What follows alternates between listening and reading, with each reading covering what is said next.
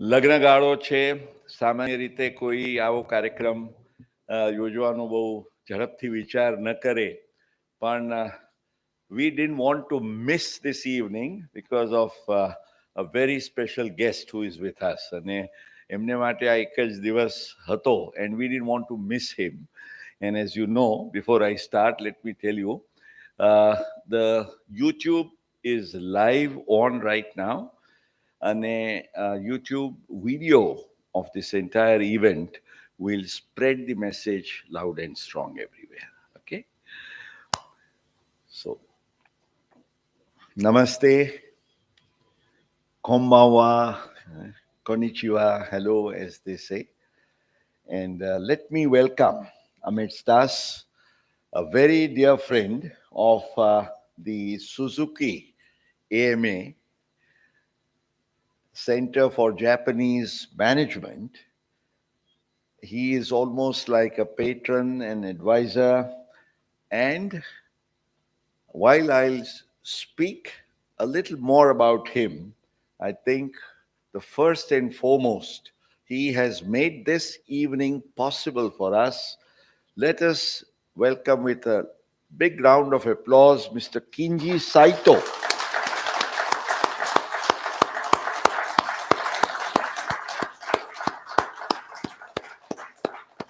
I would request the president of AMA, Mr.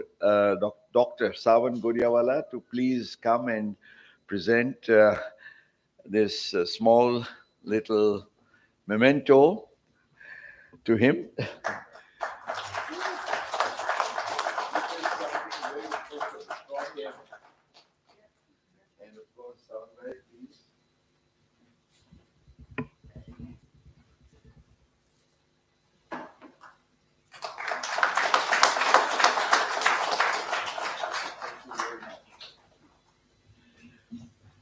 And I would also like to welcome our another very dear friend who has been with AMA in our several academic pursuits. And he is Dr.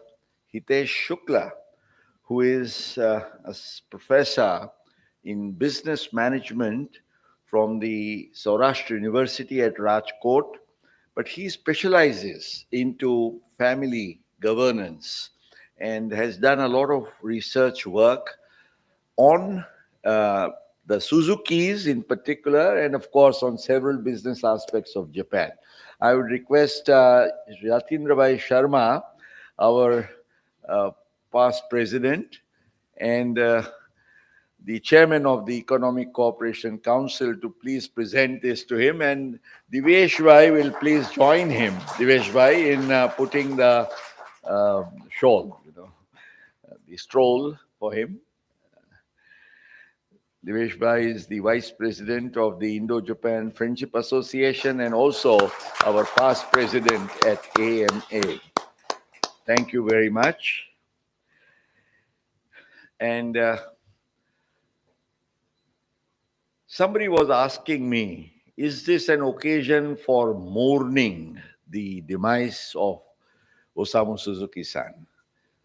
And I said, no, this is an occasion when we want to derive inspiration from his life, leadership, and legacy. And that's what AMA, and I'm sure the entire team of office bearers at AMA and the Indo-Japan Friendship Association who are here will be very proud that the Suzuki AMA Center for Japanese Management is presenting its very first program this evening, which is an inspirational, interactive evening session with all of you friends, where we will be going down the memory lane of Osamu Suzuki-san. And who could be better than Mukund? May I request you to please show a picture which I think all would like to first guess from where this could be. You have this picture. It's a picture of 1983. And if you see in the center, The gentleman putting his hands across the two young people, he is, of course, Osamu Suzuki-san.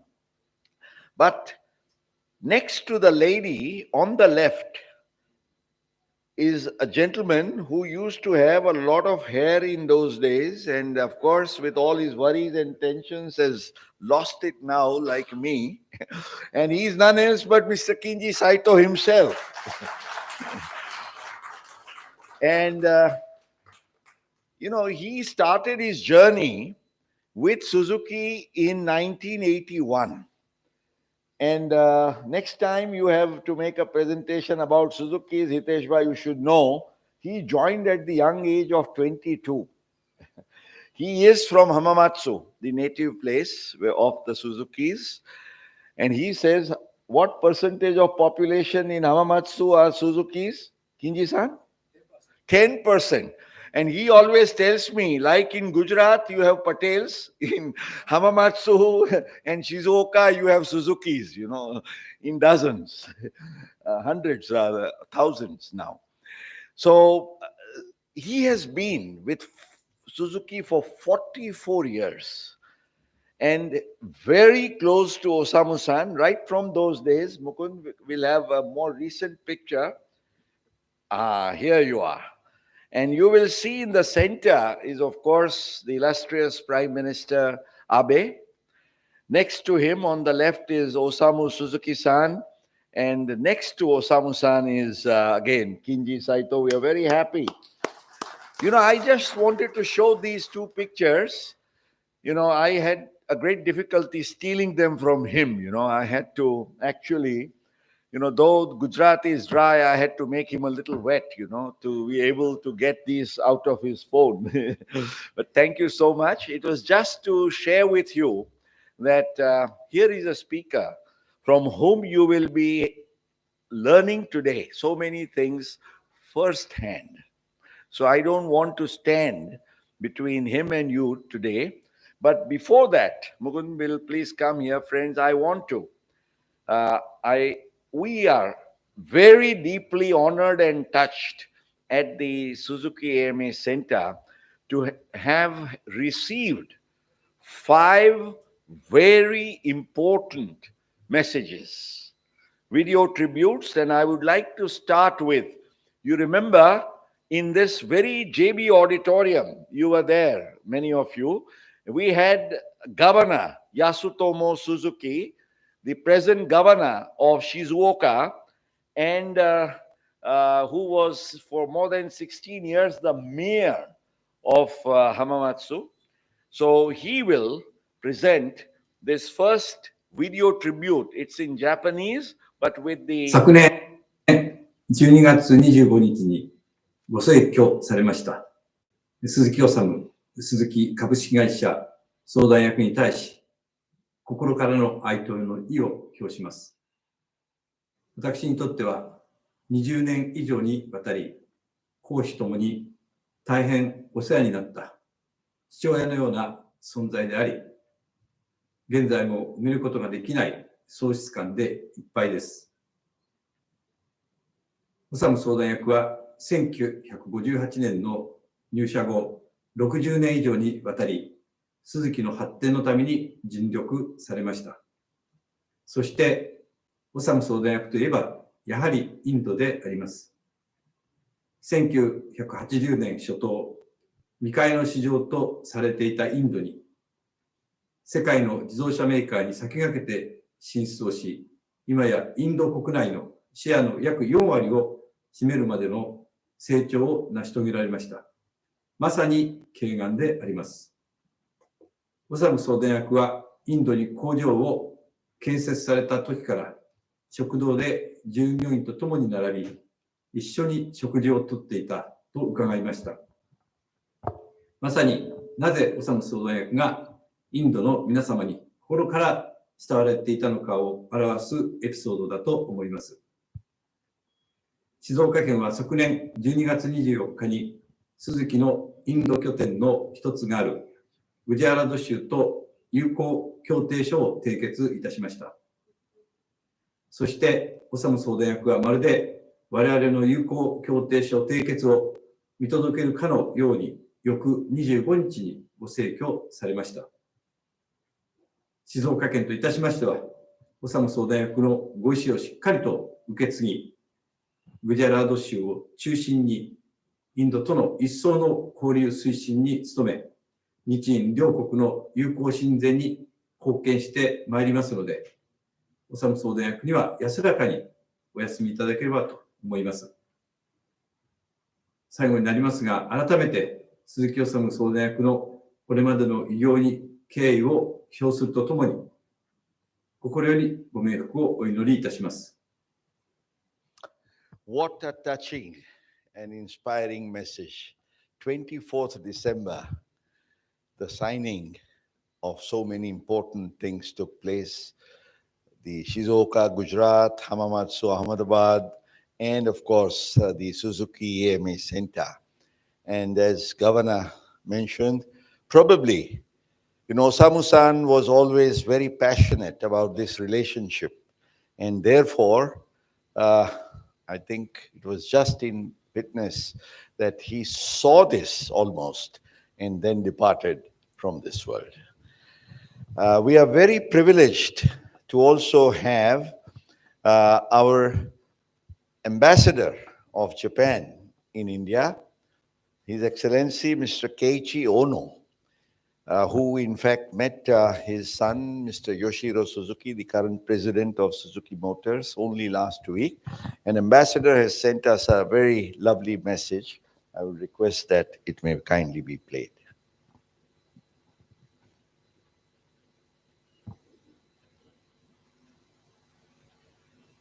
Hello everyone. My name is Ono Keiichi, Ambassador of Japan to India. I deeply value this opportunity to pay my heartfelt tribute to Mr. Suzuki Osamu, former chairman of the Suzuki Motor Corporation. Mr. Suzuki was not only a visionary leader who significantly shaped the automotive industry in both Japan and India, but he was also instrumental in nurturing an enduring friendship between our two countries. Before assuming my current post, I had the privilege of visiting the Suzuki headquarters in Hamamatsu. During my visit, I observed the presence of many Indian employees actively contributing to the company. I also noticed that the company cafeteria thoughtfully offered vegetarian curry, reflecting a broader effort to respect and accommodate the cultural preferences of their diverse workforce. Such practices exemplify the inclusive spirit and cross-cultural understanding that Mr. Suzuki fostered, which help to deepen the connection between Japan and India. I extend my sincere condolences to his family, his colleagues at the Suzuki Motor Corporation, and all the lives he has touched. His legacy will inspire many generations to come. May his soul rest in eternal peace. Thank you very much. How well said, his personality will inspire many generations to come. And that's what this evening we are also going to talk about. I would now go to Japan, move to Tokyo, and we are also very privileged to have a message, of course, not in voice, but through words. In fact, he was instrumental in felicitating Osamu Suzuki-san last year on the Shizuoka Day celebrations that were held in Tokyo, Japan. And the 90-year plus patriarch was very warmly felicitated by His Excellency Mr. C.B. George, the Ambassador of India in Tokyo.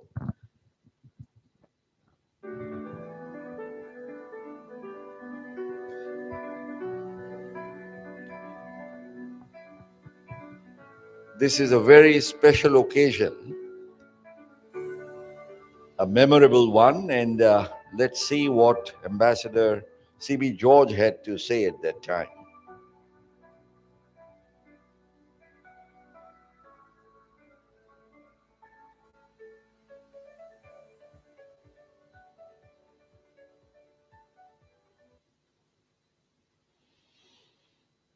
Thank you. Thank you, Ambassador. He was traveling all along, but he was very kind enough to share this pictures and a very special message that he had spoken about Suzuki-san on that occasion. We are very privileged to also have uh, our own patron advisor of the Indo-Japan Friendship Association, the former ambassador of India to Japan, and also who's currently the Director General at the Institute of Defense Studies. And friends at AMA will recall he comes here very often. Our own very dear Ambassador Sujan Chinoy, what he has to say, because he was very close with Osamu-san.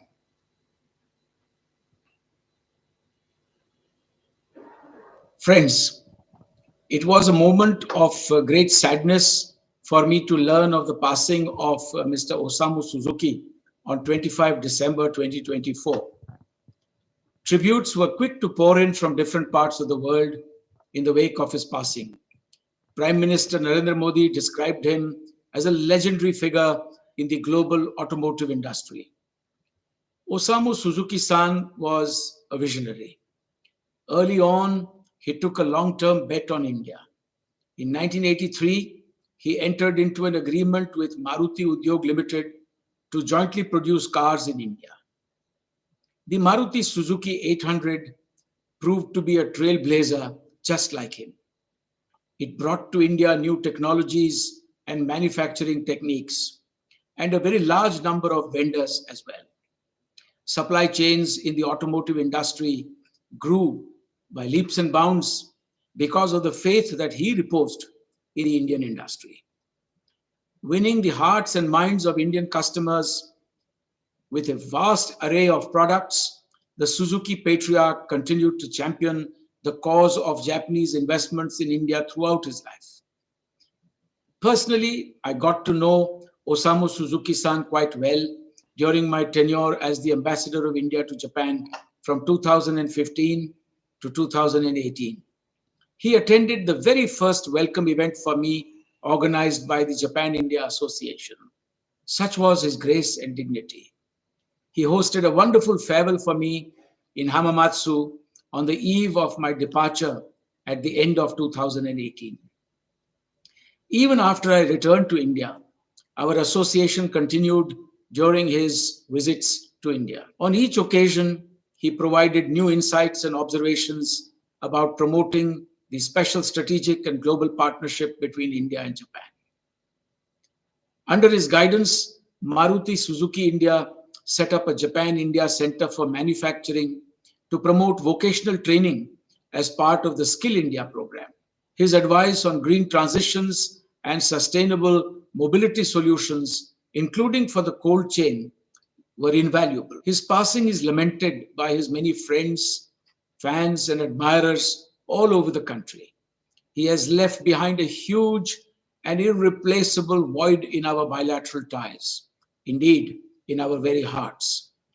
His rich contributions will forever remain part of the history and folklore of our ties with Japan. I take this opportunity to convey my deepest condolences to Mr. Toshihiro Suzuki, the president of the Suzuki Motor Corporation, and all members of the Maruti Suzuki family, both in India as well as in Japan. Om Shanti, Shanti, Shanti.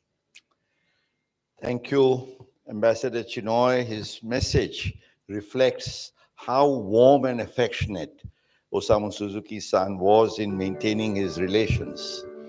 And last but not the least, we are very privileged to have this message from His Excellency Ambassador Mr. Hideki Domichi, former Ambassador of Japan to India and currently Senior Director of the Suzuki Motor Corporation.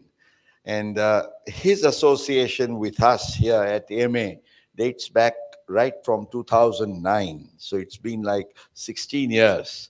So we are very privileged to have Ambassador Domichi write something amidst his busy schedules about Osamu Suzuki-san.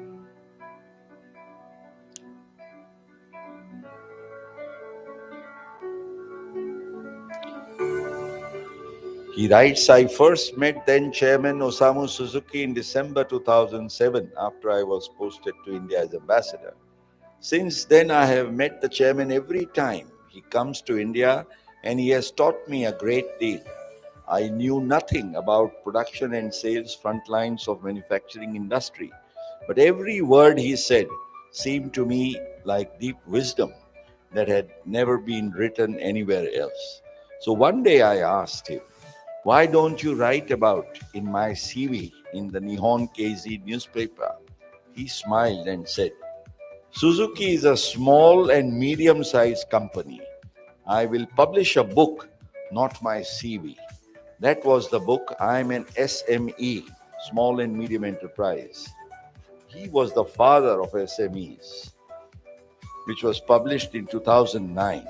And Domichi-san writes, I retired as ambassador in 2011, but I continued to exchange ideas with him and New Year cards. And Osamu Suzuki was a close friend of former Prime Minister Modi, who served as president of the Japan-India Association, and the late former Prime Ministers Abe and Suga.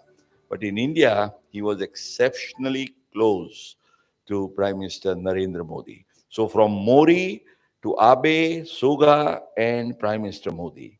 In his later years, he had a speech impediment and spoke in writing.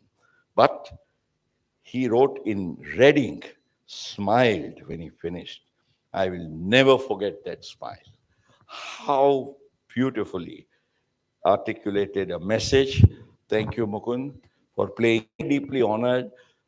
Governor Suzuki and four ambassadors, paying a rich tribute to Osamu Suzuki-san.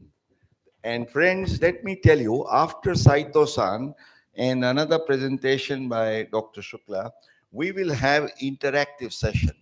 You may want to ask questions, and here is one who will very candidly answer so many of them, except for private matters of Suzuki Motors Gujarat. So Hayasaka-san need not worry.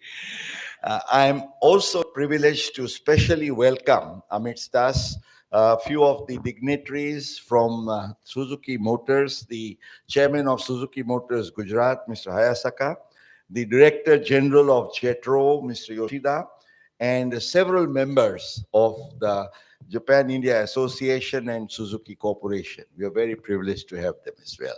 And friends, a warm round of applause for Mr. Kinji Saito. So, Mikeshi-san, thank you very much for the introduction and all the members here. When I received a call from Mikeshi-san on 3rd January night in Japan, and he was,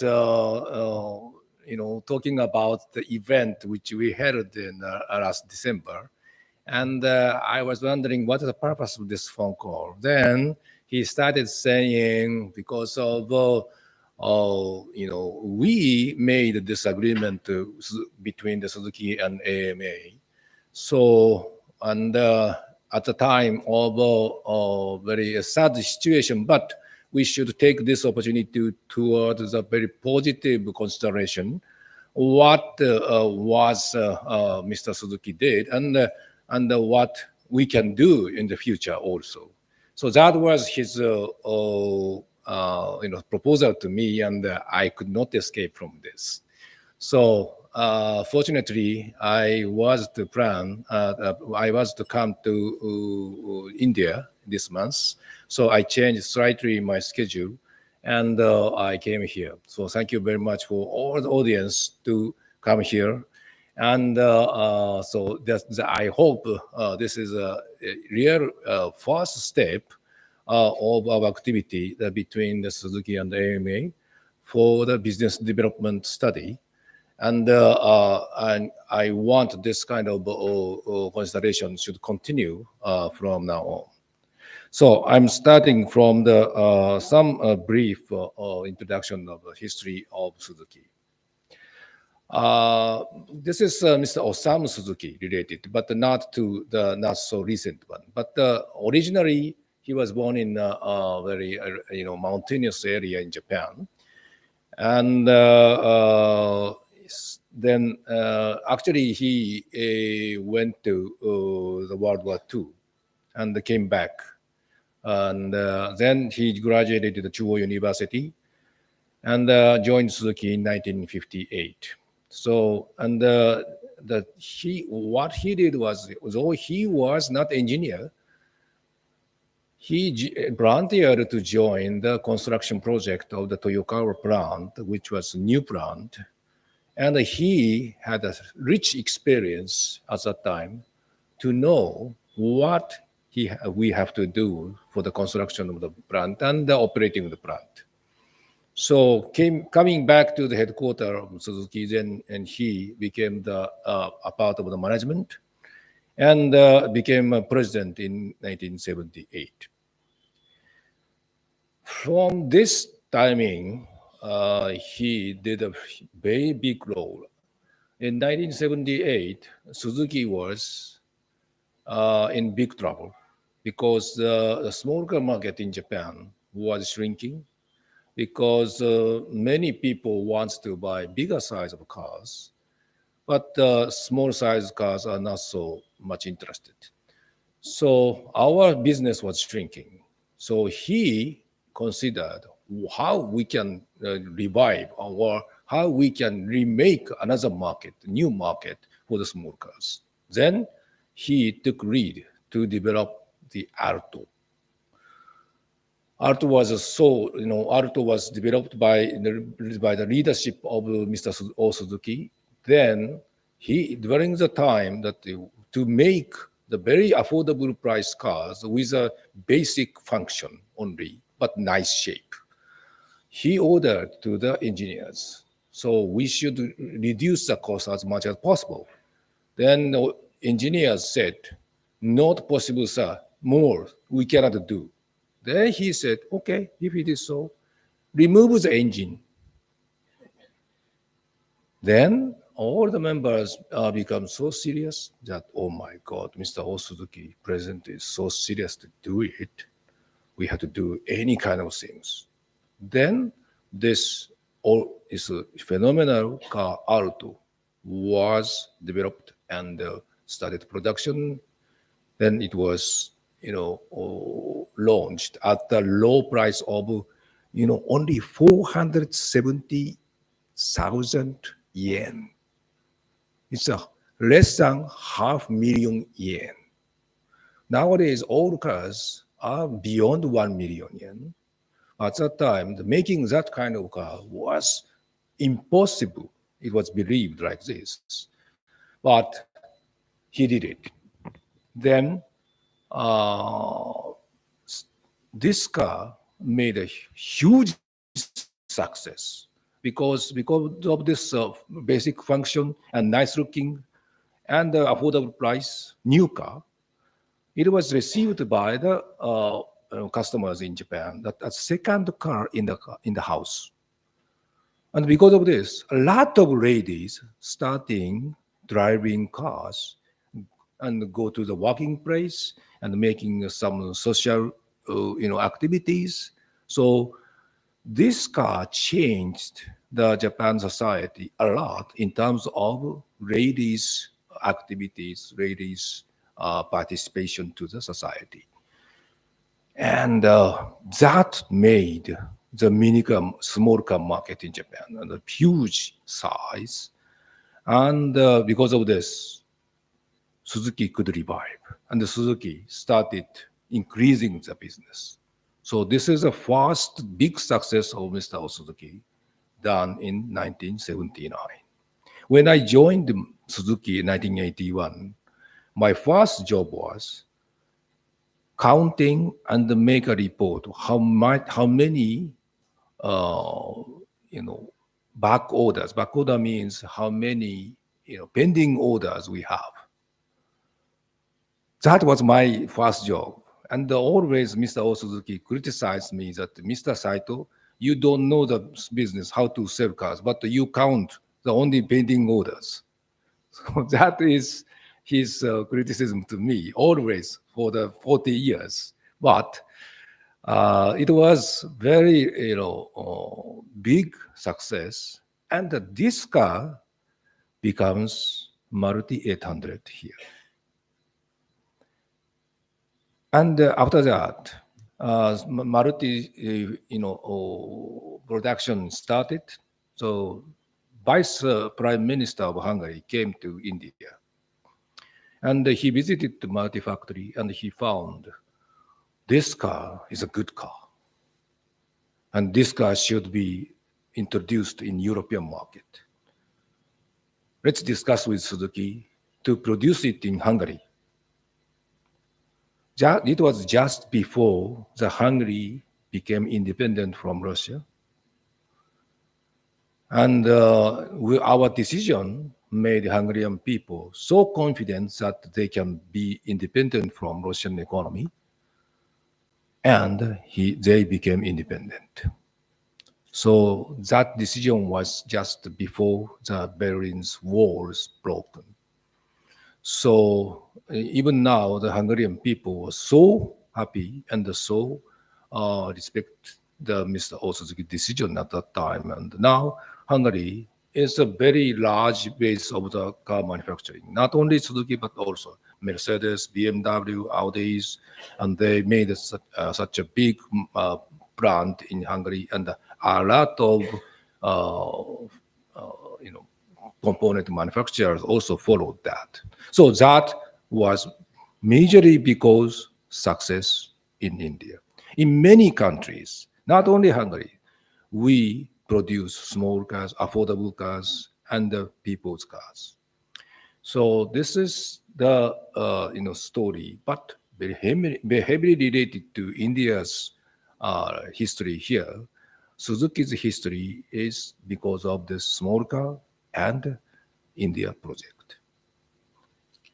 So we, after the increase of our production size and sales size, so we became 50-50 partner in 1992. And after some discussion with the government for this investment, in 2002, we became 54%. And next year, we listed the Maruti Suzuki in a stock exchange. So after this, the Suzuki's second era happened. Then we had to come to here and to produce the cars more and more, majorly for the export purpose in Gujarat states. So he received Padma Bhushan in 2007. So that was just before we come here. Then we are very much encouraged to do the project here. So this is some point of our celebration. But in 2017, we made the Gujarat plant here operational. And just 3 years ago, we could celebrate the 40th anniversary of Suzuki operation in India. Prime Minister Modi kindly came to this place only for this purpose. And at that time, Prime Minister Kishida in Japan sent the video message to celebrate that also. So two prime ministers of both countries celebrated our 40th anniversary. It was a great honor for us. So if we consider the market size change, this is like this. And after the operation started in 2017, again, market is increasing. So we are saved by the Gujarat government that we could make a good and big plant in Gujarat state. Then we could catch up the speed of the market expansion.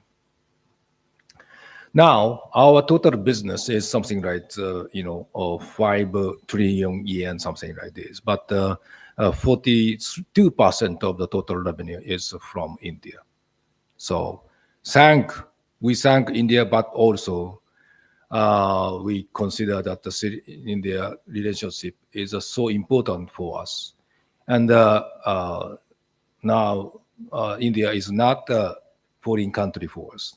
This is home country, and especially the great Gujarat state is our second home in the world. So these are the photos, what we're doing. This is Gurgaon plant and Manesar plant, now Gujarat plant. We are adding another one building for the another 0.25 million capacity. It will become 1 million capacity, this plant only. And we plan to make another 1 million plant in this state. So that is the how we we are big in Gujarat state itself. Apart from that business, we consider that it is important for not only for the employees but people here. We established the school and hospitals here also. Now I'm talking about the history in some details, and then what Mr. Osuzuki considered, and he made such a relation as a leadership toward other people. When government of India considered let's make Maruti limited to be some people's car company in India, they came to Japan, and Suzuki raised its hands after the deadline of the application. And then we were rejected as the first time, but Mr. Osuzuki said, okay, we have to do our maximum work, after the rejected situation. So let's do it again. Then, fortunately, at that time, government of India did not decide the partner finally. So our application reached, and they because of many reasons, they reconsidered all the things and came again to Japan and meet us. And the major reason was to select Suzuki was other manufacturers top management greet them in 10 minutes. But the top management said, okay, please continue the discussion with our subordinates. Go on. But Mr. Osuzuki did such a discussion by his own hands using the whiteboard, how we have to construct all the buildings like this. What should be the size of, the height of this building? What should be the layout of that things? So continued more than 2 hours. And according to Mr. R.C. Bhargava, they were so impressed by his attitude that he is hands-on and he knows all the business. And if he takes the leadership, maybe this project will be successful. That was his feeling. It was a major part of the reason that Suzuki was selected, according to Mr. R.C. Bhargava. So, but what he said at that time was, but we don't know how to do the business in India. We know only the way in Japan. Are you okay? Then Mr. R.C. Bhargava said, okay, let's do it together. And we'll induct the how to do of Japan in India. And you please come to the India frequently. So preparation started. At that time, we made a joint venture agreement as our 26% only the partner. But we put one condition that the major decision related to manufacturing cars should be, after the agreement of Suzuki. So that is why we could input our knowledge and the experience to the project, make it successfully. So at that time, our annual profit was exactly same as we put as equity here. And the government of India told us start the production in 18 months. And it was December 83. And I think it was a birthday of Mrs. Indira Gandhi, something like this. So we could do it, and we, you know, we could start the production at that time. And when this ceremony was done for the start of the production, the Prime Minister Indira Gandhi came to the place, and she was so surprised. Wow, it's so clean all over the working place, and all employees wore the same uniform, including top management, Mr. R.C. Bhargava and Mr. Krishnamurti, and one office, not a small manager's office, but everybody get together. They share the same one canteen.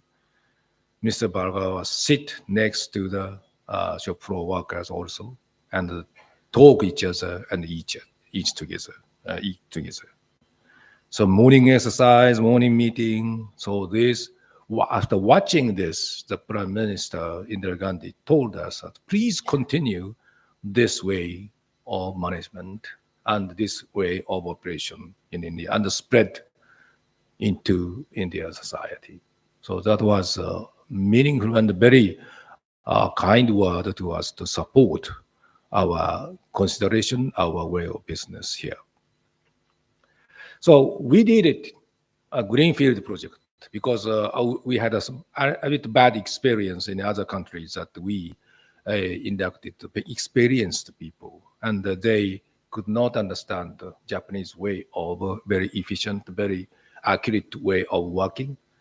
So we started the new employee employment only for the shop workers. So, but not only that, we brought them to Japan. More than 3,000 employees went to there and had a 3 months or 6 months, experience working in the Suzuki Japan factory, and they learned, wow, this is going on. The concept was real, so we had to do the same thing in India. They learned a lot from this experience.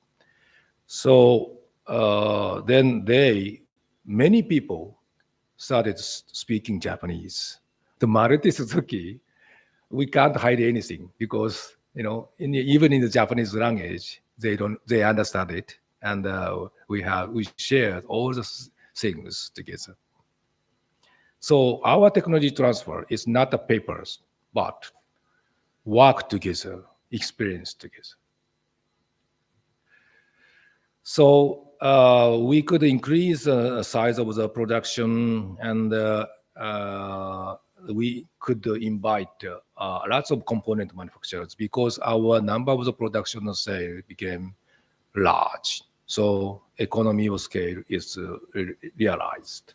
So fortunately, because of this, we could make very big success in this project, thanking to the government of India that they did not allow other manufacturers to come until our project reached to the 100,000 units. So in 1992, because of economic reform policy of the government of India, started to induct other car manufacturers also. That is why their proposal was, let's become 50-50 equity partners. So then we made such a revision of joint venture agreement. But anyway,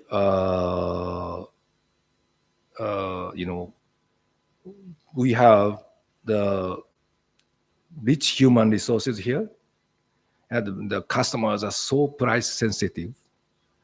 We had to make a very affordable price car, and the quality, performance, delivery are very much required to do it. So that trained us much. Then we could have very successful operation here. I must say, India's operation is a world less expensive, cost of production in the world.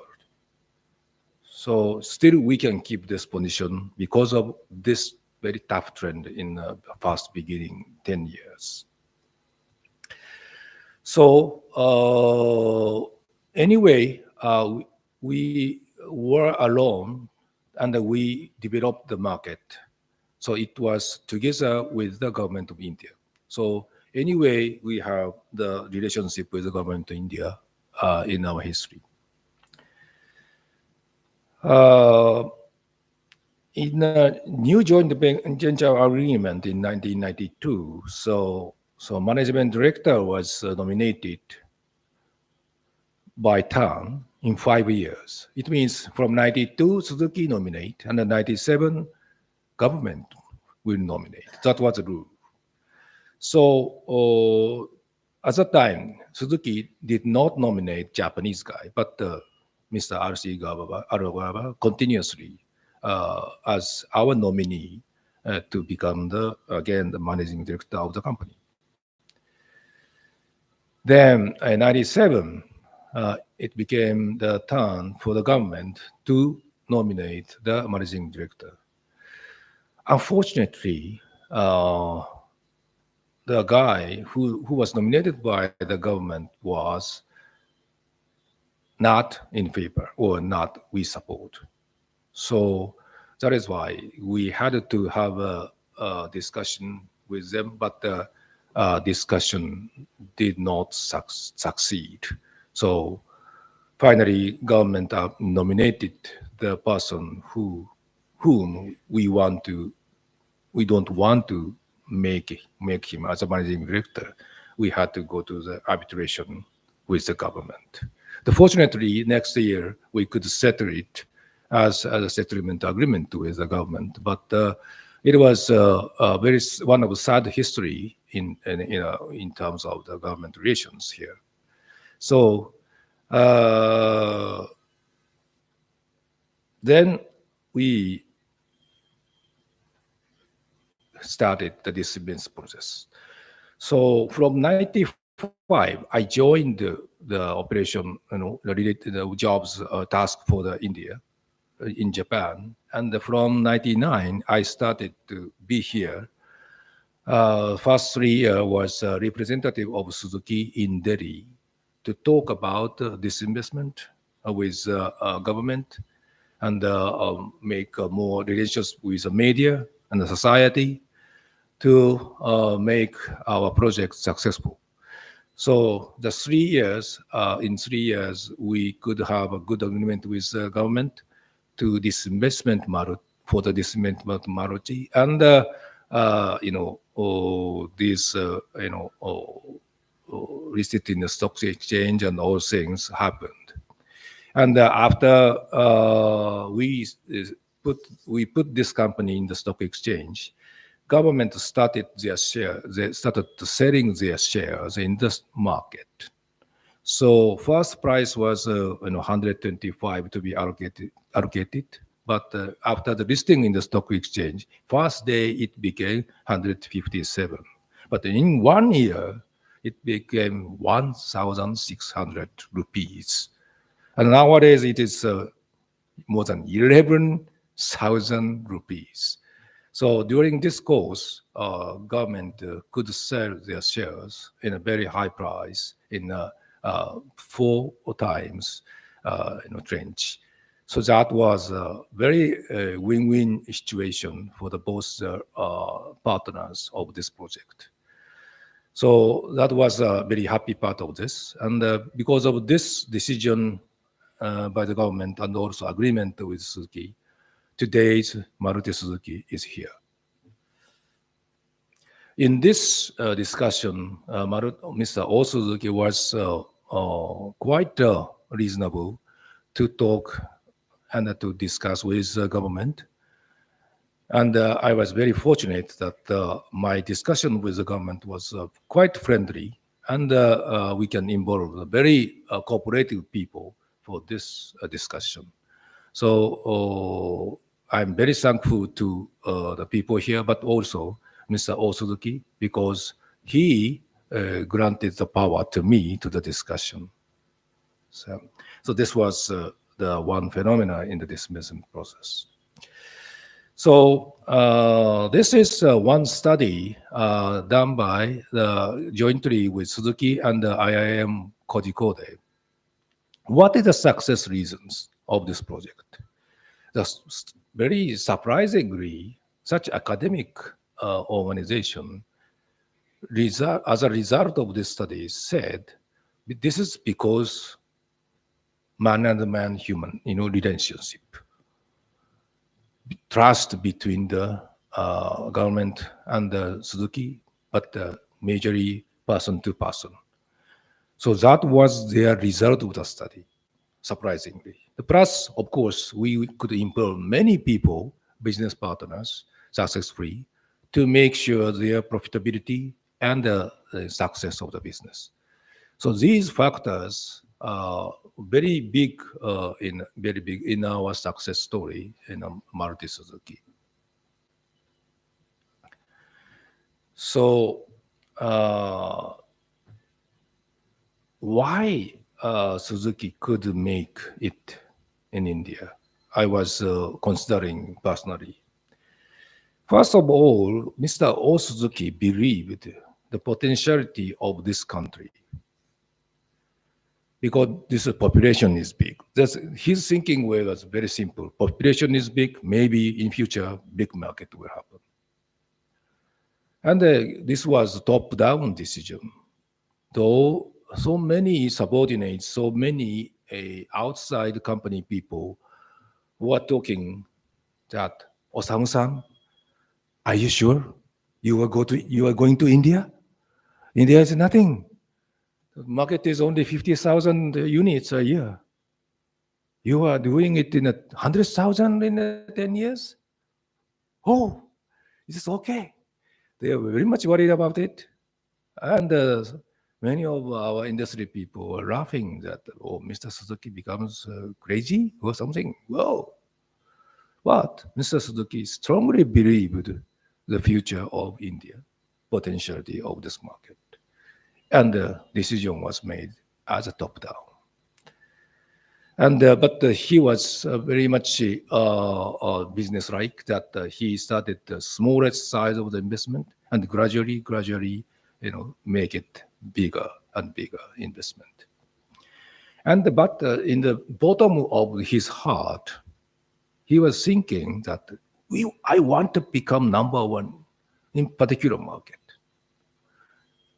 If nobody is here, almost, then we can become number one in India. Sorry, we should not say nobody, but the ambassadors are here, Premier was running there, but not some big number. So we recognize this is a huge blue ocean for us, and we could have such a decision because of Mr. Suzuki's leadership. So that was the things. And we could have good business leaders, dealers, and suppliers to expand the business, particularly the dealers. If we don't have a big sales network, we can sell cars, though we can make cars. So because of this, we had to have many people who persuade the business partner, like dealers, to make sure the customer satisfaction and the quality of the business. Then, so this part is a major part Mr. O. Suzuki has lead to make it happen. So because of recognizing not only the Indian market, but also we recognize we have another market like Middle East and Africa and the Latin American market for the export markets. So we consider this is a so good market. And if we consider the quality of the people here, we have lots of brilliant people here to do it. So, and finally, I must say, government of India had a consistent policy to induct foreign direct investment toward this country. And even in long term, the government changed so many times. Congress, BJP, and some mixed government, and again Congress and BJP. All prime ministers and related ministers are very consistent, no change at all to welcome foreign investment and let them do well here. That made us very successful situation, I must say that. And Mr. Osuzuki and ourselves are so thankful to this continuation of this policy. So this is one thing we from this case and Mr. Osuzuki's decision. It is believed that India has lack of infrastructures. When I came here in 1995, the landline, telephone line, always cut, something like this. And when we had a discussion with headquarters in Japan, the line, it cut, okay? And I could not continue the discussion. And sometimes when the problem happens and they criticize me, then I artificially said, oh, what happened? Oh, line is cut. I can't speak, Then I could escape from the discussion, then settle it. So it was a situation, but landline was not required because immediately cell phone available. Okay, cell phone is a big business opportunity. Okay, let's say if all the road in India is so flat and nice and something like all highways, did they accept our small cars, affordable priced, and very tough to the very bad condition of the road? So it was a huge opportunity if something is lacking. So lacking is opportunity for the business. So always with Suzuki, after Mr. Suzuki's leadership, lacking is fortunate. It is our opportunity to grow. So this is what we have in our mind after Mr. Suzuki's leadership.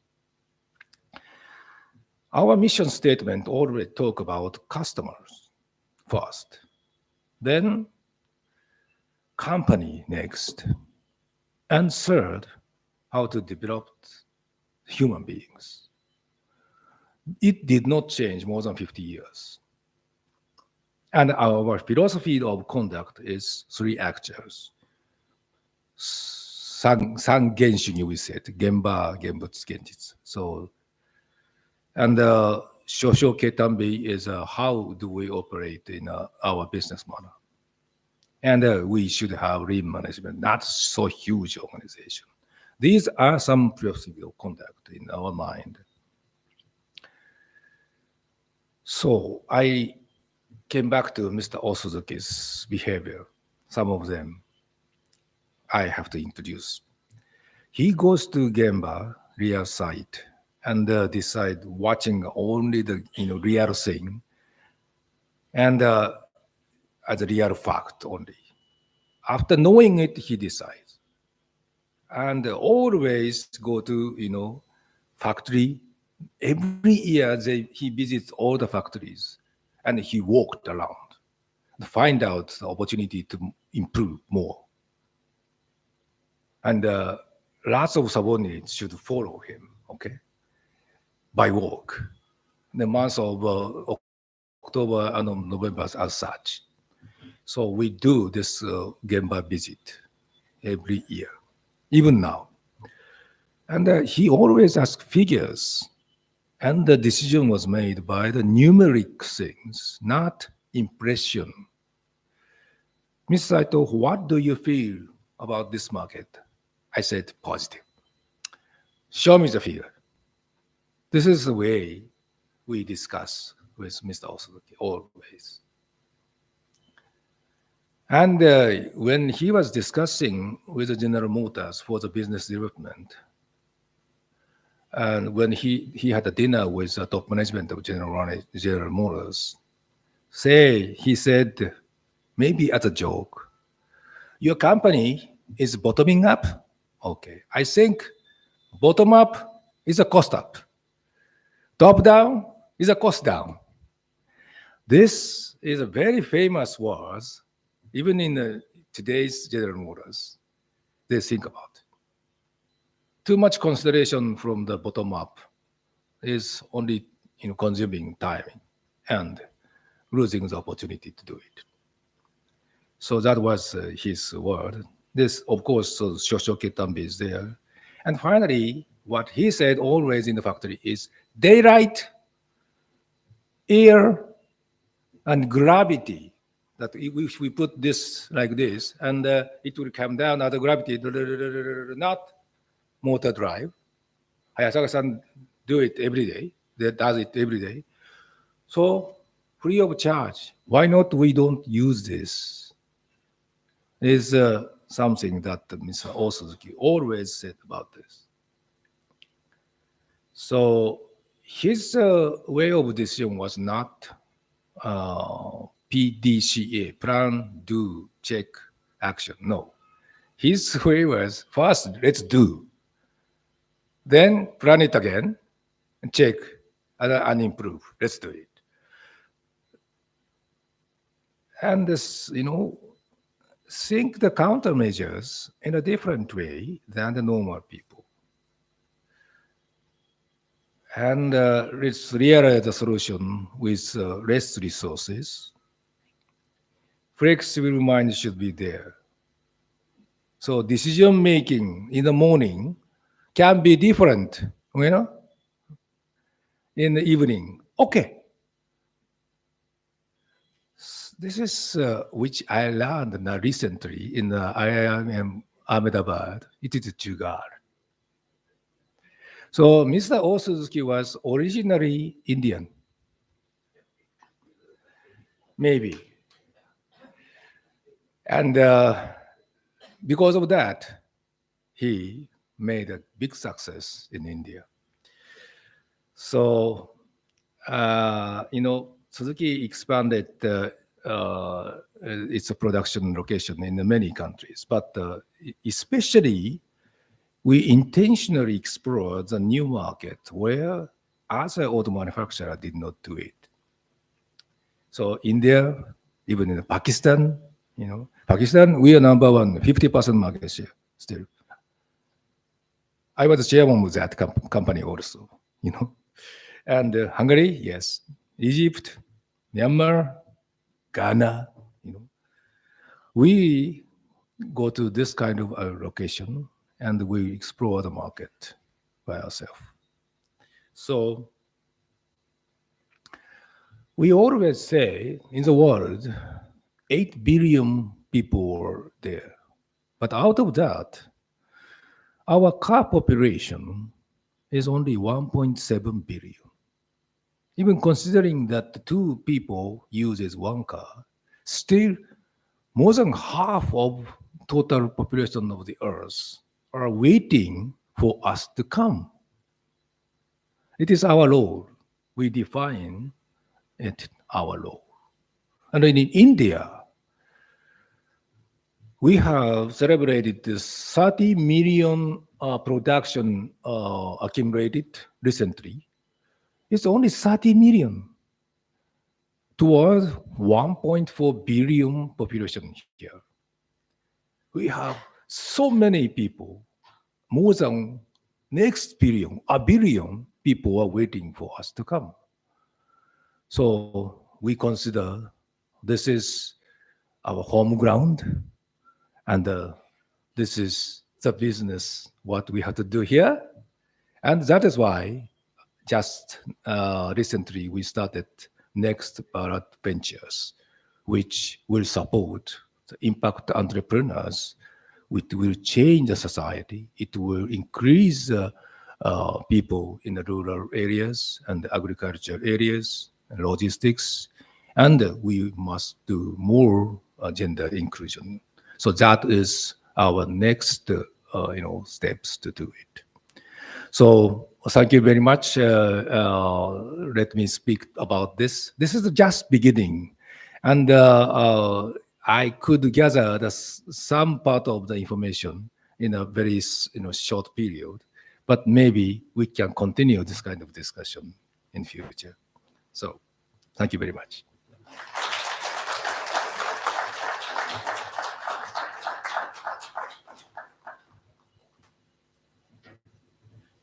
Thank you very much, Kinji-san. We will have an interaction with you as well a little later. But may I now invite Dr. Hitesh Shukla to please make his presentation, please.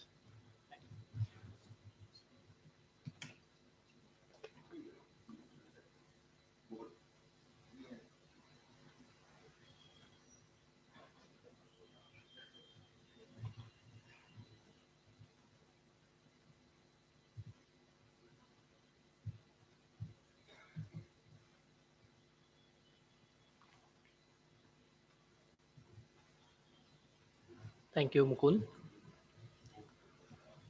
Osamu Suzuki, the former chairman, and I wrote a case on his leadership and Suzuki Motors in 2017. Then, thank you. He's the person who has transformed the company, a Japan's good company, into a great global company, a small family business to a great brand that has created a trust not only in the Japan or India, but across the globe. He's the man who has transformed the company. He entered into the in India when the world was looking for the growth to go to the European worlds. But he looks to make a small car. That was his a big dream. That's a great lesson we can learn from his life, leadership, and that has created a great legacy. Just to have one word about his legacy, can we imagine how, just about the India, how many dealers this company have? How many OEM suppliers do they have? How many other supporters they get the job because of this company came to India? That's his legacy. I think that was the reason why in 90s the seniors who are sitting here, they said India comes home in Maruti car. That's the Suzuki. That's Osamu Suzuki, who see a vision, and that has transformed that vision into a global company, a great company, a family company, to a professional run great brand. I'll skip some of the ideas that is covered in his presentation. Just to add something about his personal matter, he was a fourth son in a farming family. He worked part-time. See, he gone through all the life struggles like you and me. He worked part-time when he was studying. He played a role of school teachers and night guards while doing his study in his early age. And he has started his career in banks in initial years. That has given him a lesson of managing finance well, that helped him when he took the leadership in Maruti Suzuki. Let's look into his personal and professional lives deeper. He married to Soko Suzuki, the granddaughter of the patriarch, Michicho Suzuki. He joined companies and earned the position. It's not that he get the position because he come in the family, and because he earned the position and he passed on the CEO's role as a tradition of the family to his son Toshihiro in 2016, and retired as a chairman Suzuki Motor Corporation in June 2021 at the age of 91. But he did not retire. He was sharing his experience to the company and to the peoples working at Suzuki Motor Corporations, and share his knowledge and learn from them. That is his word, that I am learning and I'm sharing my knowledge with my people. Let's look at that. His first things, I will not touch upon the Alto car because it's already covered by my friend. So, Alto car was a small car that has made a great success in Suzuki Motors, Japan. That time, Suzuki has created a great success in small car and moved to the global market, considering the mission and the vision, the foundation created by the founder. I will use the different word that you have already spoken, that he focused on developing a product which is of superior quality, focusing on the customer. So the three words my friend has already told, that see the market, see the condition, the reality, understand the market, do innovation. So first you do and then improve it through the teamwork. He believed in teamwork. He focused on we rather than I. Please go through in 50, 60 years journey of Osamu Suzuki with Suzuki. He never used the word I. He always focused on the team, and he make every individual, like the examples we have here, my friend Saito, that he created everyone excel at his or her position in the organization and contribute for the betterment of the organization. That was the foundation of Suzuki Motor, the patriarch that was taken forward by Osamu Suzuki. If you look at the Suzuki's foundation, Mr. Suzuki believed that, of course, we know Suzuki as a company of technology that comes to India with the technology. But you go back in the history, you will surprise that Suzuki focus more on skill. Once you develop the skills, this skill will develop the technology. They will improve the technology, and that scale the business with a greater productivity. I've read somewhere that Maruti once produced highest productivity per car for 12 seconds timing.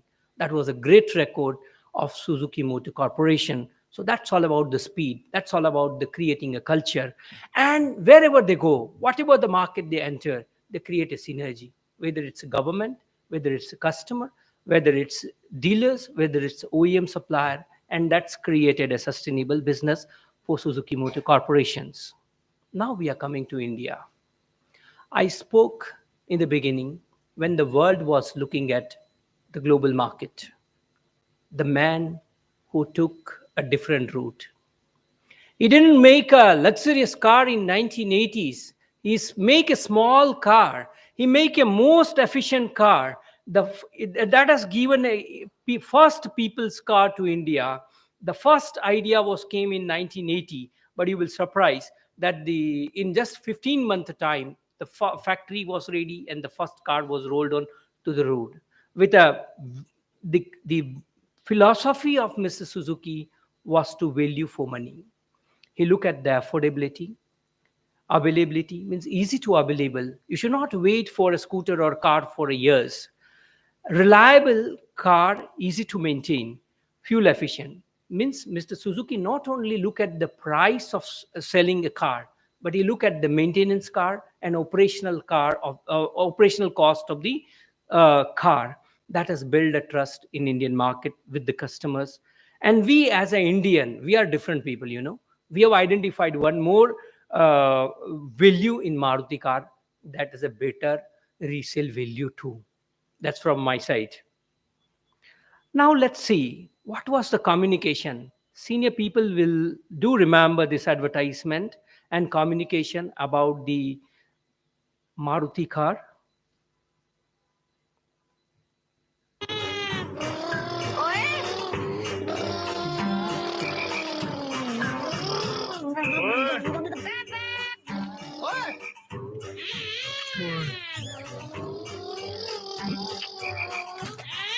ओए छोटे बस कर यार पापा की करा petrol खत्म ही नहीं होता champion See, that was a message that people love this car because of its reliability and fuel efficiency.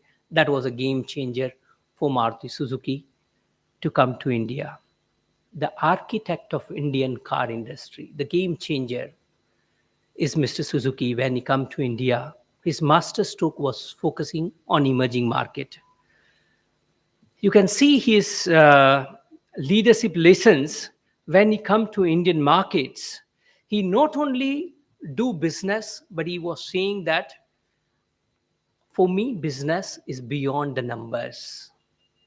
Of course, he used 3H in his leadership style. He used head. When he's sitting with Mr. Seto, he's asking him numbers, that what's the number, what's the sales, what's the profit. But when he go to the customers, he use the heart, the second H.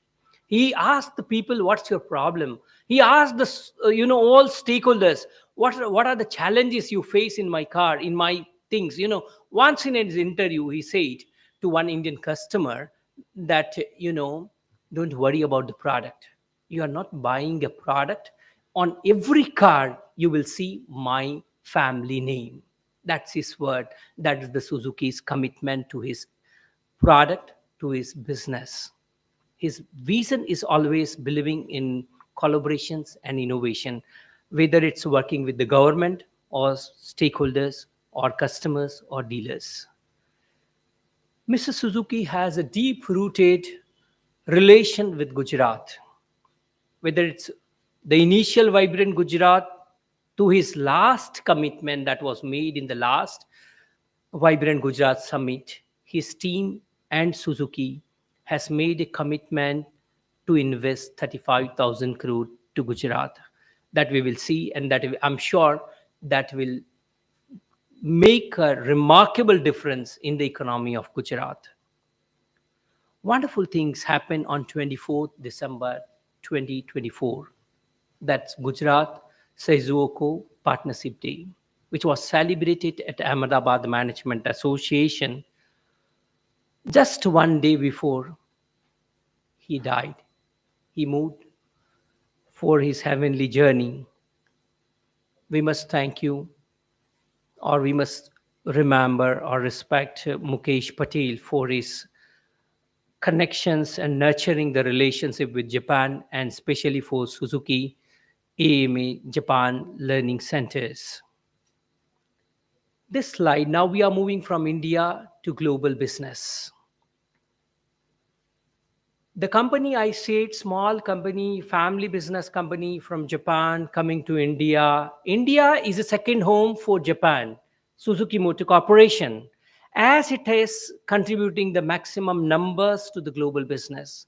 These are the countries where you will find the major contribution of Suzuki Motor Corporations, but it's not limited to that countries only. So India is considered as the second home, where Suzuki has a very high hope for that. The man of Hall of Fame, considered as a father of motoring Hall of Fame, Mr. Osamu Suzuki. His humble beginning, but crafted execution. He looked at the three things for all his executions: go to the actual place, understand the things, and work on that and provide them a best solution. But when you talk about the solution, you have to see on three things. One is the minimum cost. Second is the highest quality. So Suzuki focus two eyes. One eye is always on the cutting the cost, and second eye is always on the higher side of the quality. While he always motivate their people to work on the innovation and improve the productions to satisfy the customers. Suzuki entered with just one model. Today it has 18 models in the market, and they are expecting to have 29-30 models by 2030-31.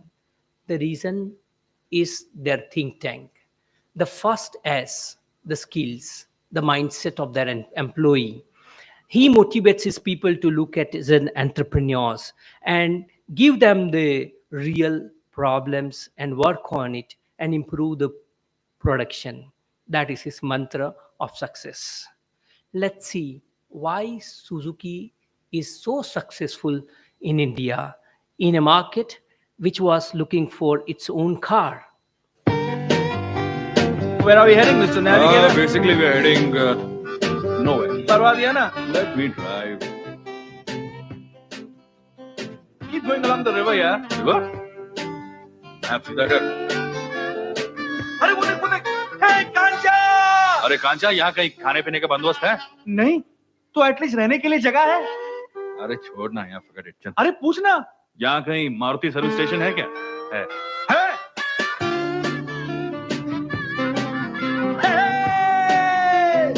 दोस्त यहाँ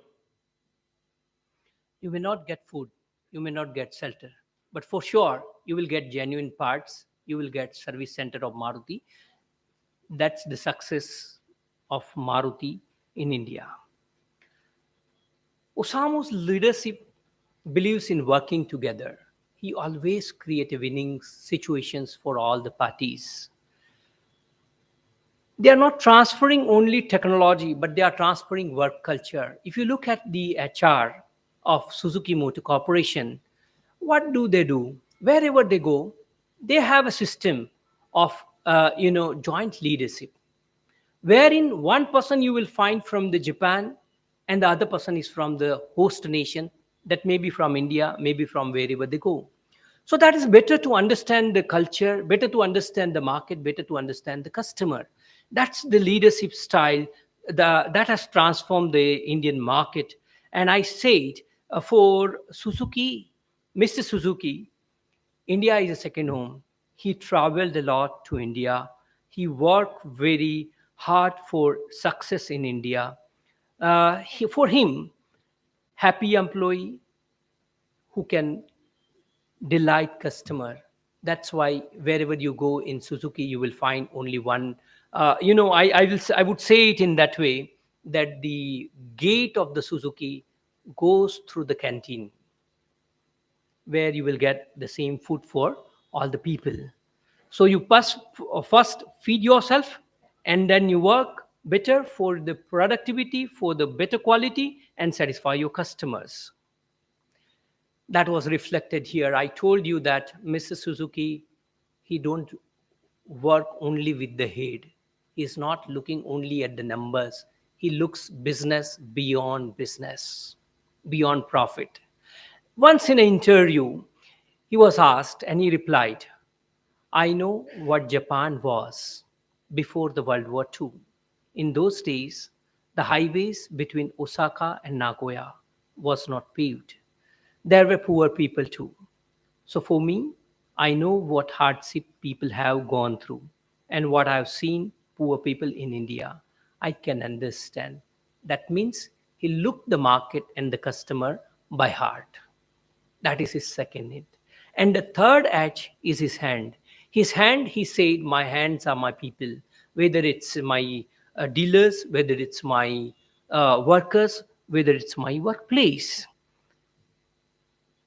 Let's see his own commitment, what I said that you see in this video through Osamu's life. Sumit. Well, Shabani, it's Mr. Suzuki, the global Suzuki Motor Corp's global chairman. It's his second visit in this last 6 months here. Well, he's of course here to attend the AGM, which is tomorrow. But today he spent most of his time visiting dealerships in and around Delhi. So we caught up with him in one of those dealerships, and he was actually inspecting all cars here. He went to see how the cars are serviced there. He interacted with customers there. He handed over the car's keys to some customers. So it's a very important event from the point of view of Suzuki, for which India is a very important market as it is contributing 85% of its profits. It is also important from the point of view that the competition is really knocking at the doors of the nations. You can see whenever he is in India, he go and meet dealers. He go and see the soft floor of the factory, and he go and see the workstations where the cars were servicing. He meet the customers, understand them properly. That's working with hearts, getting the feedback about the product, getting ready for the improvement in the products. That's his leadership style. He always create a pipeline of leadership. Suzuki never hire or buy talent outside. They build the talent. The example is here, the gentleman who has spent his entire life with Suzuki Motor Corporations. So that has created him and building the talents. For him, the people first. He understands the customers, employee That's why he has created a leadership academy at Maruti, and he works on created a global capacity centers in India. Everybody working in Suzuki for him is a part of the Suzuki family, and that's why he celebrated birthday of his friend Asi Bhargava, a 90th birthday in 2024. I said he believed in teamwork. He focused on we. He built the capacity. He adds the value in the entire supply chain. That may be OEM supplier, dealers, or employee. The picture itself shows you that the Indian dealers are visiting Hamamatsu and are trying to understand the work, worker, and workplace. That's the success story. That's the collaborative leadership style of Mr. Suzuki. He wants every individual to be excellent in his or her work. Let's see how he is committed to his job. Look at his age and look at his performance, what he is doing.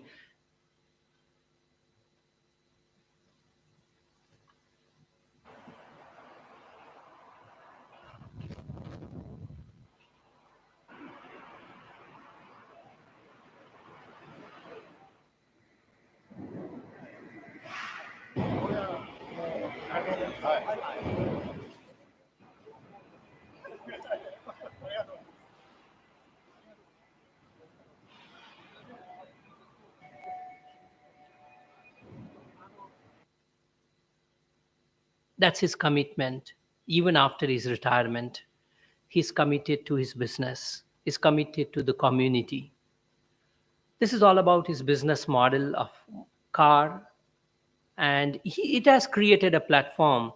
He cares for the people who cannot afford the brand new car. Once a question was asked, we must salute the gentleman looking at the question.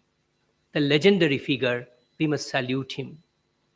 He was asked a question, how long you intend to stay with the company? Mr. Suzuki replied, he smiled and replied, until the day I die. That's his commitment to Suzuki Motor Corporation, and it is reflected throughout his life. Lifelong, non-retiring person. What's the legacy? I can see, even if we look on any roads of India, we look at any roads that the countries we have seen, right? You will find a Suzuki car. That's a symbol, that's a brand of reliability and commitment and trust. Trust to the market, trust to the customer. When you have buy this car, particularly in India, Suzuki is considered as synonyms for Maruti. What is the legacy, what is the lessons we can take away from here today is his leadership and lessons, balancing independency as a Suzuki and creating alliance with different parts of the world, different markets. He collaborated for the technology innovations entering into the global market and created independency as a Suzuki Motor Corporation. That's his one of the greatest lessons as a leaders we can do. He was a great communicator, and he see what anybody else cannot see. That's why he came to India.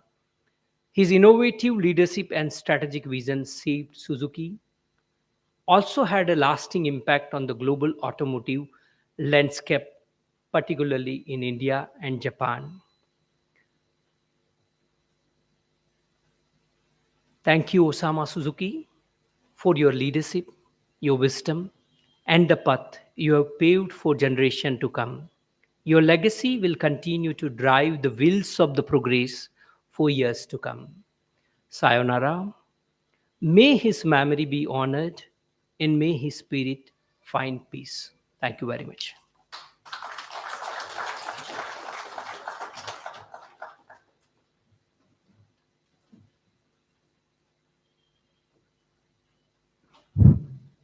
Thank you very much, Hitesh Bhai. And friends, we can take a few minutes if you have any questions for Kinji-san in particular. He's all the way here. Before I request my friend Mr. Yatindra Sharma to close the session, please feel free to ask any questions for Kinji-san, I'm sure. Yes, of course, please.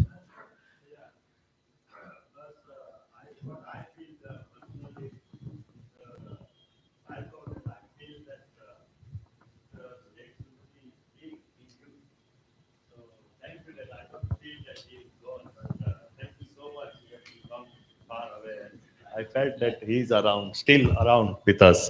So thank you so much. Your presentation was so detailed and so good. So can I have a copy of it, please? Your presentation and Both the PowerPoints. yeah, and Dr. Hitesh as well. I enjoyed your. So one question for that both of the speakers and yeah, against panel as well.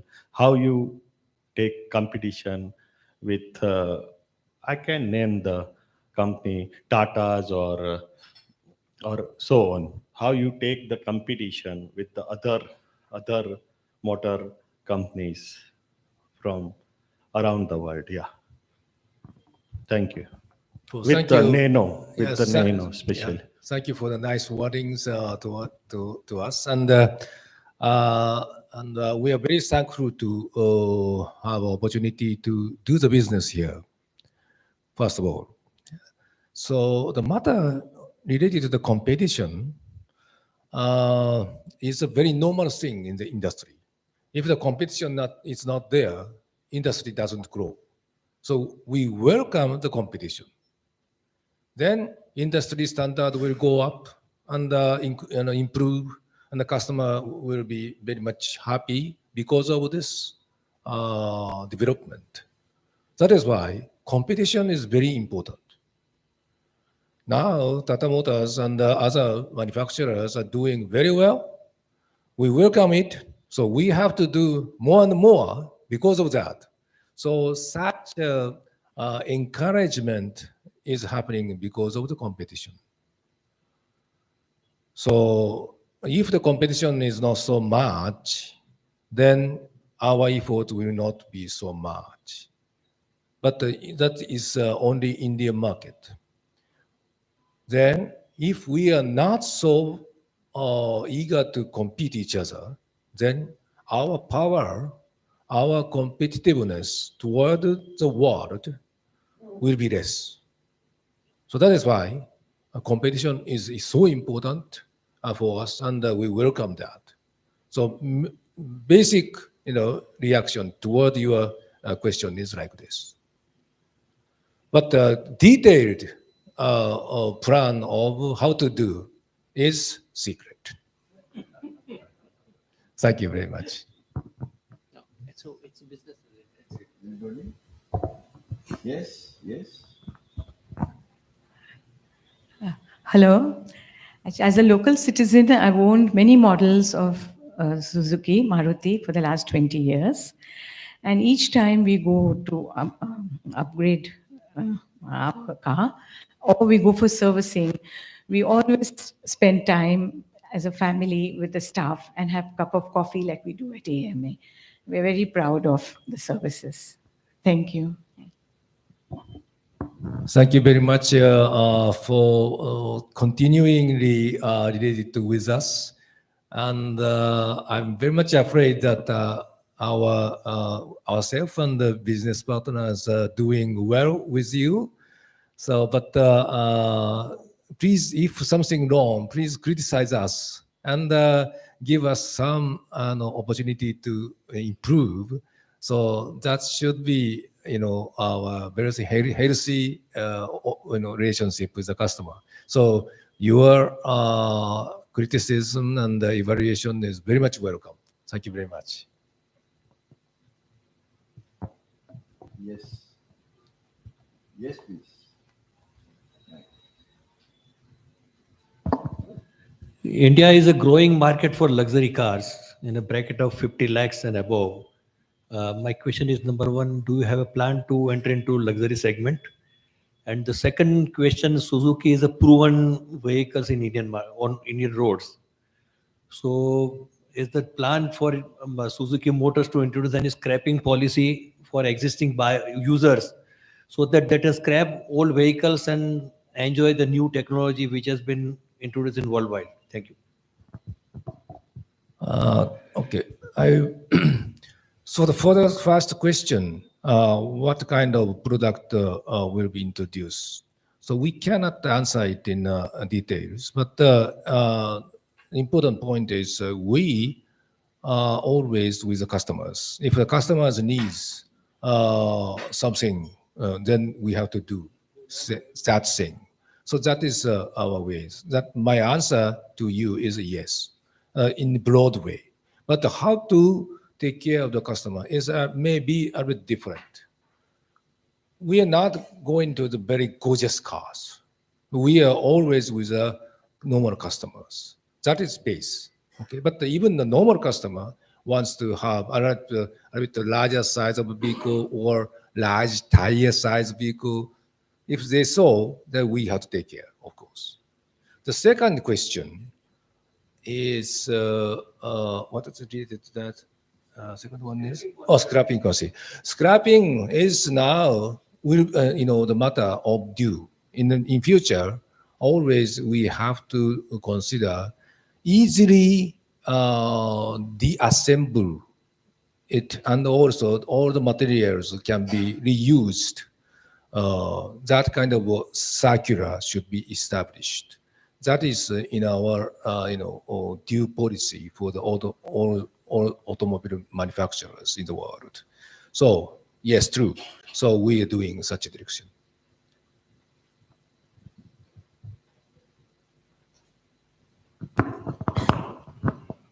Good evening, everyone.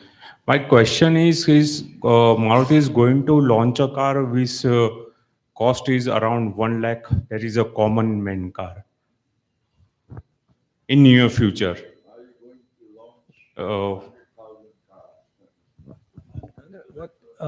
Launch in terms of pricing? Yes, in terms of pricing. That is the cost of car is only for the 1 lakh. That is a common man's car, like a Tata Nano. Yeah, no, we are not. You are talking about the less price one? Yes, yes. Oh, if you like it, we consider it. But Nano was hated by so many people. So if you like to have a automobile, four-wheelers, so at less price, we may consider it. But we have to discuss with the government, because government now thinking they have to put a lot of safety devices. One example, 6 airbags. If we consider many people in this country does not fasten seat belt, then 6 airbag is a bit dangerous. Do you know it? So we need to have a more discussion with the government. What is good for the customer? But yes, the less cost but nice car is the best car. Yes. I agree with you. Thank you very much. Yes.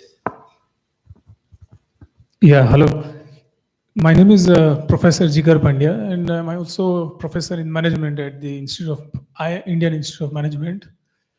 My question is, first of all, compliments to you. I'm a great fan of Japanese philosophy, Japanese management, and I closely follow the lifestyle. And I'm very fascinated. My question is that did Maruti really miss the SUV game in India? There are two major Japanese car makers that are dominating the market in India as well as the world. One is Suzuki and one is Honda. Either of that, they did not get into the SUV segment, which is the fastest growing segment in India in past 10 years. Any reasons or thought process in that?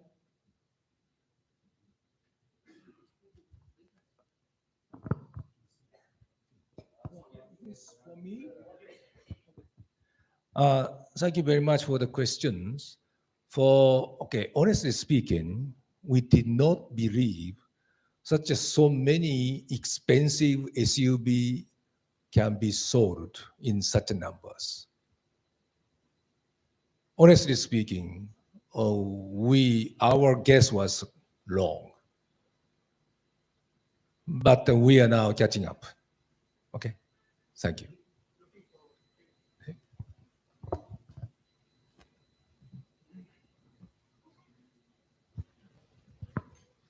Hi, good evening, everyone. Kinji-san, late Osamu-san, and the entire Suzuki family.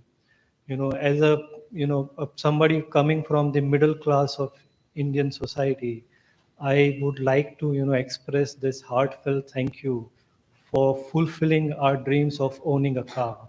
It means a lot to us.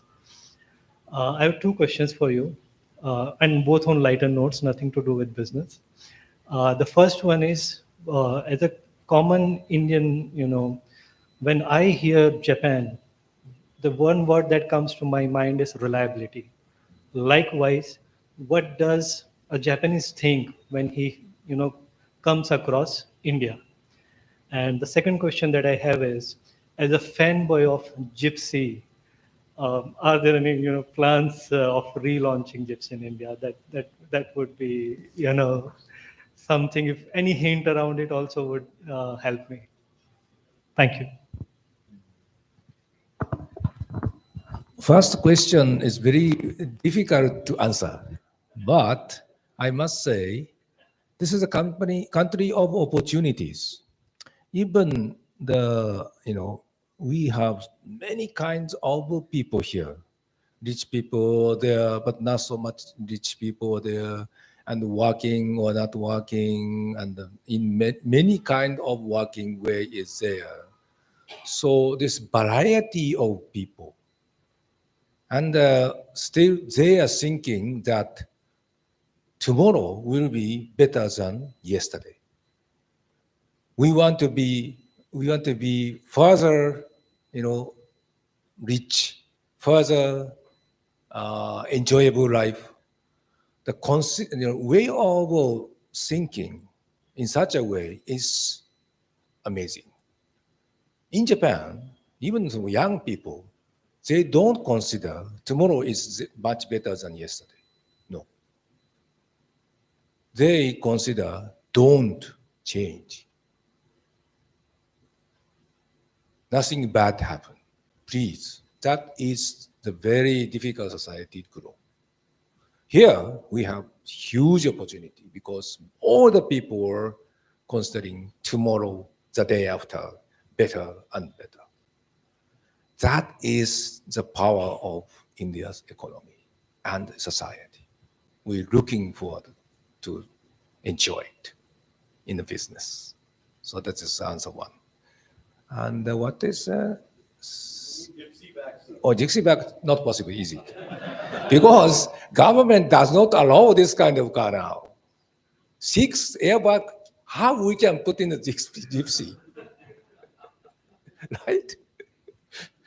Please go to the government, change the policy. Please.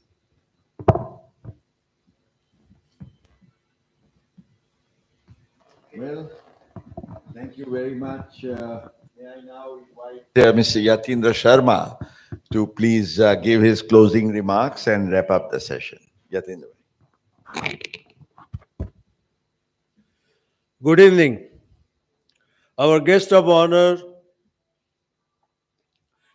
Kenji Saito-san, our keynote speaker, Dr. Hitesh Shukla, Hayasaka-san, my friend Mukesh Bhai, and friends. We had a wonderful time to pass through memory lane, and these two speakers have given some of the very, I should say, delightful, at the same time, learning insights into the legendary role of Osamu Suzuki-san, who used to be former chairman of Suzuki Corporation Limited. While as a co-traveler of Mr. Osamu Suzuki-san, Mr. Saito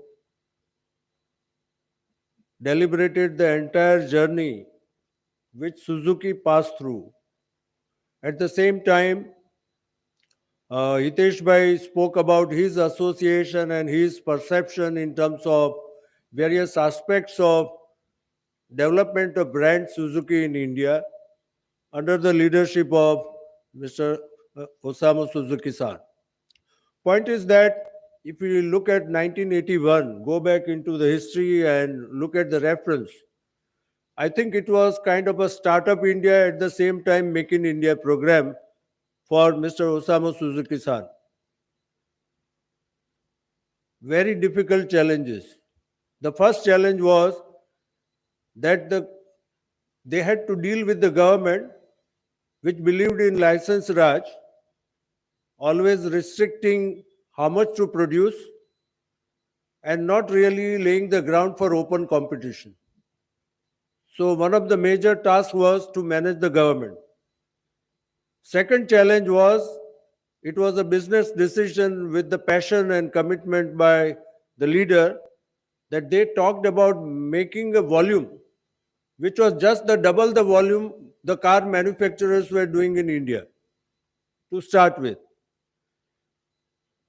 At the same time, the challenge was to manufacture a product which is affordable, which is reliable.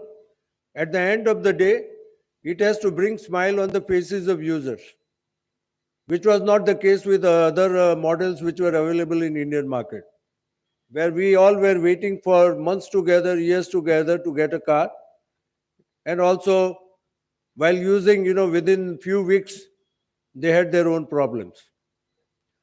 Another challenge was that whatever the Japanese work culture and the manufacturing excellence, what they believed in, they had to implement in India, where there was not a reliable supply chain, there was not a culture of teamwork in a manner what Japan believed in, working together, staying together, and aspiring together to go for the manufacturing excellence of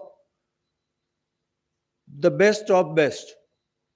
Now, with all that, if you look at the journey of legendary leader who created the modern car manufacturing business in India, the credit goes to Suzuki Corporation, and I'm really happy that we have one of the pivotal individuals, Mr. Keiji-san, Saito-san, who had worked with this leader, and he has seen the journey, the way in which Suzuki has grown. I mean, these are the issues which have been addressed with passion, commitment, and never say die spirit. I mean, this is something which is a secret of success of Suzuki in India. In fact, I had a chance to, start one new venture into your industry, Saito-san, I would like to mention about. We were the first one to bring in the rubber injection molding technology along with German collaboration in India, and I was the pioneer of this company in India. And we have seen the kind of products which were being produced other than Maruti, and what you insisted on developing the kind of zero defect product manufacturing by supply chain, and that also a supply chain which has to fit into a JIT concept, not that able payable when able and deliverable when able, not that concept which was there in Indian industry. So point is that with that, when you started and launched this car, it was welcomed by Indian consumers in a very big way. They really liked the vehicle so much. But the point is that you did not stay with one product. Within 5 years, you brought out Maruti Zen, Maruti Van, Maruti Gypsy, all kinds of models which are available for various, affordable classes. At the same time, the upward journey of Maruti has been so much so impressive that if we go back to somewhere around 2006-7, where the Tata Nano car was launched as a people's car with a price tag of 100,000 rupees. Point is that Tata's never understood what was people aspiration of people's car. And that was proven by Maruti hands down, where instead of losing their market share, losing their business volume, they increase their business volume with launch of, Alto and various versions. And point is that this where the commitment of Suzuki to people's car, affordable car, and various versions which are required due to the various aspirations of people. I think in a market of more than, millions of cars in this country, today Suzuki is holding a market share of 41% non-stop. And that what speaks a lot about dynamic, visionary, I should say, a passionate leadership of the legendary, chairman of Suzuki Corporation, Osamu Suzuki-san. We are really glad to listen to both of you, and we could take away a lot of, information, also anecdotes, and also lessons for the life. And thank you very much for giving such a wonderful insight into the leadership of Osamu Suzuki-san. And may I request all of you to give them a big round of applause.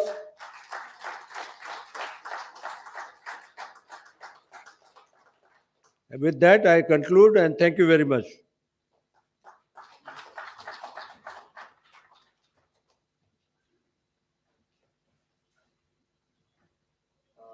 May I request our friends from the Japanese Association